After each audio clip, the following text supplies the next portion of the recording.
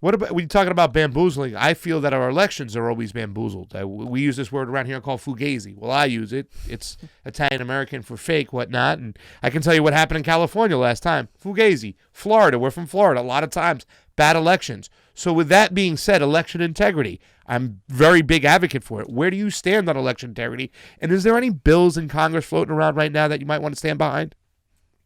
I believe that there is a bill in the House that expands on voting rights and ensures that there's automatic voter registration. If I'm not mistaken, it's HR 1 that I would stand by. And I if y'all want to correct me, that I would welcome that, because again, I'm not embarrassed about being wrong, but I'm always available to learn something new.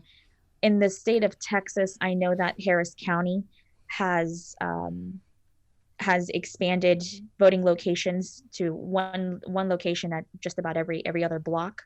Anyone can go in and vote as long as you live in the county.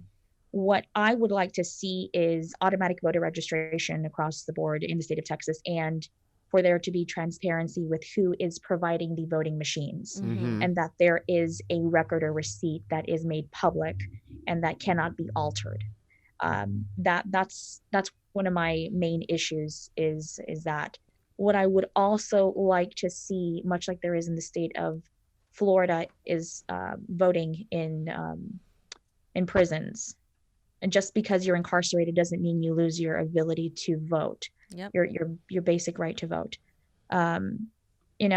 These are basic things that we need to do to ensure that everyone is represented, even if you're incarcerated.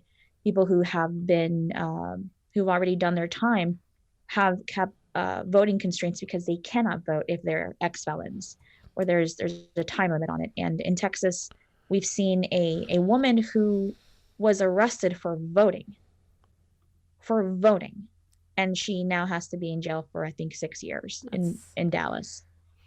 Yeah, that's crazy to me. I believe we need to work on our elections in general. If we recall what happened in 2016, a lot of that was blamed on Russia, but the reality was that a lot of that was the Democratic Party infringing upon the rights. This doesn't just happen with Republicans.